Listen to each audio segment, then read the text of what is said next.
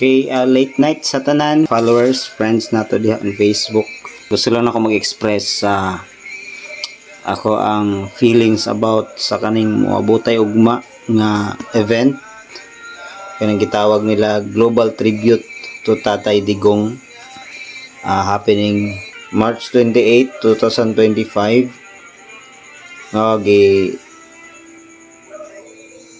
Tawag nila og Global Tribute to Tatay Digong, and then sila tema nga Let's Turn the World Green. So na-amaze lang ko kay dili lang ang Pilipinas ang mag-celebrate ani, apil ang laing nasod mo nang gibutangan nila Let's Turn the World Green.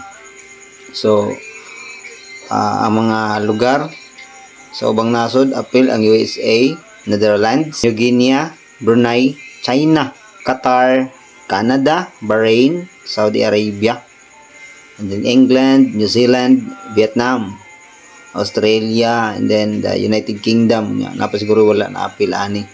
Hindot kaayo kay naadre sa Pilipinas pero mailado siya sa tibuok kalibutan tungod ani nga event.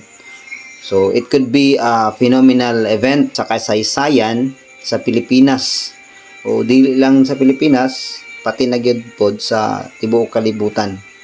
It could be a phenomenal event kay wala may biskan kinsa nga presidente nga nahitabo ngayong ani. So pwede pa ni mahimo nga masulat sa Guinness Book of Record.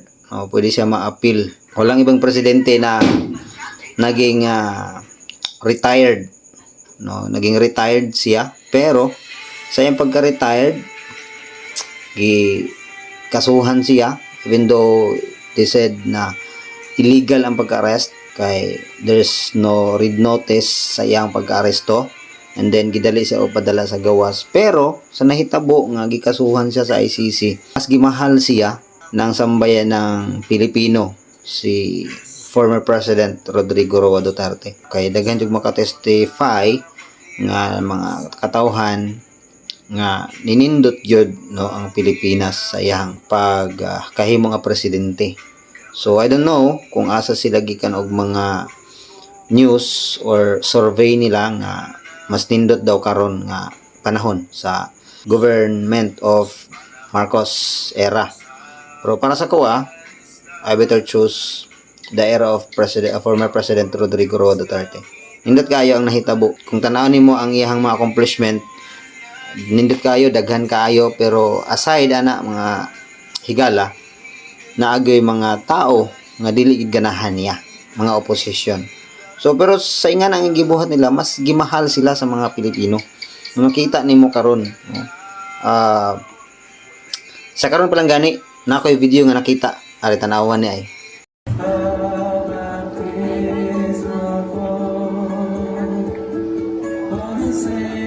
Kana siya nga video nahitabo na siya karon dinhi sa Cebu, diri sa may Danau. So Danau City. So they are preparing themselves for the event para ugma. Magparade man na sila ugma. So magsugod sila. Maybe diha sa may Danau, ang akong pagkakuan is diha sa may boardwalk Danau, and then motuyok sila kay para i-tribute nila kang Tatay Digong. Although wala may nag-facilitate ani nga kanang anak ba karon ni Tatay Digong or si Tatay Digong bang nagsugo sila, walay nagsugo ani mga higala. Ang kuan ani initiative ra gyud sa mga tao nya, nagkahiusa ang mga tao aron nga ipakita nila ang ilang paghigugma ang former President Rodrigo Roa Duterte. Ingana ka nay legacy nga nahimo si former President Digong. Ingana ang iyang nahimo ba sa tibok Pilipinas, not just in the Philippines, makita man nato sa news, even sa news sa lahi nga nasod, sa China, sa Korea, North Korea, even the USA, napatay nakita na ko nga news nga giapil nila jud si former President Rodrigo Roa Duterte mo na tribute sa mga tao karon. Although dili man siguro na ma-acknowledge sa ICC or sa atong presidente karon, wala na tana, basta kay ang gibuhat sa mga tao gipakita nilang mas daghan ang nahigugma kang Tatay Digong. no, kaysa mga wala ganahi. Siguro katong wala ganahi, kato may giingon nila nga nag-aapil sa mga illegal nga mga kalihukan. No, manang wala sila ganahi. So desperado na ang uban, so bayaran na lang. Actually, ang uban maingon sila nga gibayaran, no, ang mga maghimog tribute ugma. Liman ka ni perting daghan ng mga tawhanan niya mabayaran ka nimo ni. Biskan pa og 100 ang tao, 50 ang mga tao. Wala dili ka bayad, no? Sila Tatay Digong, ang Duterte family, dili ka bayad aning mga tawhana. Kung dili kani nga gibuhat sa mga katawhan, mga kahigalaan, ilaha gining kinasing-kasing nga pagpakita, pag-express, pagsuporta ngadto sa tatay sa tibuok Pilipinas, no? Naila mo gid siya nga tatay sa tibuok Pilipinas, si Tatay Rodrigo Roa Duterte. So sa mua nga mga Bisaya gitawag gyud namo siya, og we call him Tatay Digong, the name that we've been known sa yaha before pag yun nga mayor pa siya sa Davao, and then nahimo siyang presidente. The people are having their initiatives to do this one, the global tribute to Tatay Digong for his birthday. Although naamang gid sayo because of giingon nila EGK, pero gibuhat man to niya for the Filipinos, to save our nation, no, our sovereignty, the Philippines, the people inside this nation.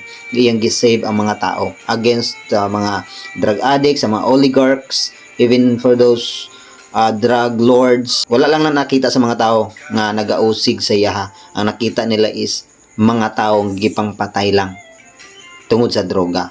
Pero wala nila nakita katong mga tao nga apektado, pamilya nga apektado, mga na-rape, no, nga mga bata pa, mga lola, mga ate, nya katong mga kuya nga gipang pusil na naangin sa droga. Wala nila nakita, ang ilaha lang kay human rights. Aside ana, ang mga tao nakabalo gyud unsay matuod, unsay dapat. So nindot kayo ang nahitabo, so ugma makita nato sa television o sa tibuok kalibutan gyud unsa gyud mahitabo. Unta lang gyud ipagawas sa balita, makita nato unsay mga hitabo. So kana lang akong ma-express mga higala karong kagabi una, 28 na. God bless tatanan, be safe and be positive kanunay sa atong kinabuhi.